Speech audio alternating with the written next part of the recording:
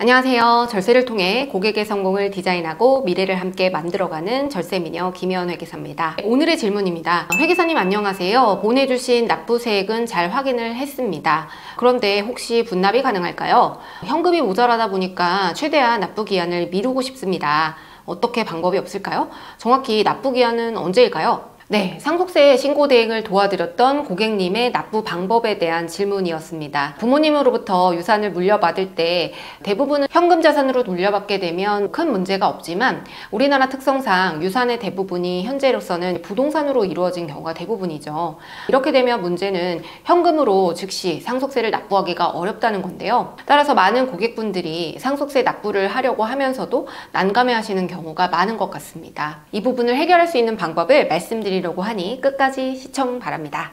우선 상속세 납부기한은 일반적으로 상속 개시일, 즉 피상속인의 사망일이 속하는 날의 말일로부터 6개월 이내입니다. 만약에 피상속인이 9개에 거주한다 라고 하게 되면 6개월 대신에 9개월이 적용되고요. 납부기한을 넘기면 가산세가 부과되기 때문에 기한 내에 정확하게 납부하시는 것이 필수적이라고 할 수 있겠습니다. 만약에 피상속인이 2024년 1월 15일에 사망한 경우 상속세 신고 및 납부기한은 2024년 7월 31일입니다. 근데 만약에 피상속인이 9개에 거주 중이라면 신고 및 납부기한은 3개월 뒤인 2024년 10월 31일로 연장이 되고요. 상속세 납부는 현금 납부, 분할 납부, 물납 등의 방식이 있습니다. 현금 납부는 상속세 납부 금액을 한 번에 전액 납부하는 방식으로 가장 간단하고 일반적인 방법이겠죠. 다만 대부분의 상속인들이 이 상속재산을 즉시 현금화하기 어려운 경우가 대부분이기 때문에 반드시 다른 방법을 고려할 수밖에 없는데요. 상속세 납부를 하기 위해서는 은행에서 대출을 받을 수도 있겠지만 최근에는 금리가 상승하고 했기 때문에 이 이자 부담도 만만치가 않고 대출 자체가 어려운 경우도 많습니다. 이런 분들을 위해서 준비된 제도가 바로 상속세 연부연납 제도인데요. 이 제도는 현행법상 최대 10년간 상속세를 나누어 낼 수 있는 제도입니다. 말하자면 나라에서 상속인들의 세금 부담을 덜어주기 위해서 마련한 공식적인 제도라고 할 수 있겠는데요. 단 상속세 납부세액이 2천만 원을 초과하는 경우 신청이 가능하고 이 경우 납세 담보를 제공해야 됩니다. 연부연납 허가기간은 연부연납 허가일로부터 10년간 가능하고 각 회분 분납세액이 1천만 원을 초과하도록 연부연납 기간을 정해야 합니다. 예를 들어 납부세액이 5천만 원인 경우를 가정해 보겠습니다. 이때 1천만 원을 초과하도록 연부연납 기간을 정하려면 연부연납 기간은 5천만 원 나누기 4 하면 1250만 원이죠. 따라서 3년이 돼야 되는데요. 초회에 상속세 신고를 할 때 한 번 내고 1년 뒤에 한 번 1250만 원, 2년 뒤에 1250만 원, 3년 뒤에 1250만 원 이렇게 4번에 걸쳐서 납부하게 됩니다. 기간은 3년이 되는 거고요. 단 이때 아쉬운 점은 이 연부연납에 대한 가산금이 더해지게 됩니다.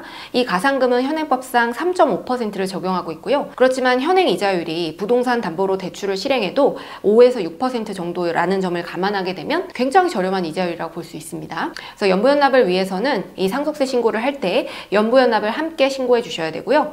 연부연납은 홈택스로 신청하는 방법이 있어서 이 부분에 대해서는 저희 블로그에 기재를 해두었고 고정 댓글 링크를 참고해 주시면 됩니다. 연부연납 신청을 하고 세무서에서는 상속인의 재산 상황 등을 고려해서 연부연납에 대한 승인 여부를 결정하게 됩니다. 상속세를 납부하는 방법 중 또 다른 방법은 물납이 있는데요.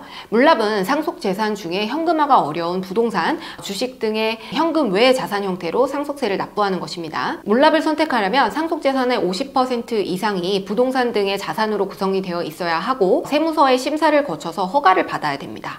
보통 상속재산 중에 팔기 어렵고 가치가 오르지 않을 것으로 예상되는 그런 부동산이 있다면 이 물납 방법을 활용하기도 합니다. 그런데 상속세 납부기한을 초과하는 경우 가산세가 부과되기 때문에 사전에 납부 방법을 계획해서 기한 내에 신고 및 납부를 완료하는 것이 중요합니다.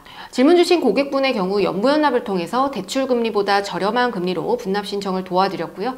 이 상담만으로 고금리 시대에 연간 납부세액의 2~3%를 절약하실 수 있었습니다. 상속세는 다양한 요건을 고려해서 절세 방법을 강구할 수 있기 때문에 상속세 전문가와 상담을 통해서 분할 납부나 물납이나 혹은 연부연납 이런 것들을 미리 검토하는 것이 좋습니다. 이 영상이 도움이 되셨다면 좋아요와 구독 부탁드리고요. 저희 디자인텍스는 다년간의 상속세 신고 경험을 바탕으로 고객님의 상황에 맞는 최적의 절세 전략을 제시해드리고 있습니다. 내 가족의 상속세 신고를 대행한다 라는 생각으로 신고를 진행하고 있으니까요. 도움이 필요하신 분들은 아래 고정 댓글에 남겨진 카카오톡 플러스 친구 링크로 연락주세요. 오늘 영상이 이 상속세 신고와 관련된 고민 해결에 도움이 되셨길 바라며 지금까지 상속세 전문 회계사 디자인텍스 대표 김희연 회계사였습니다. 감사합니다. 안녕.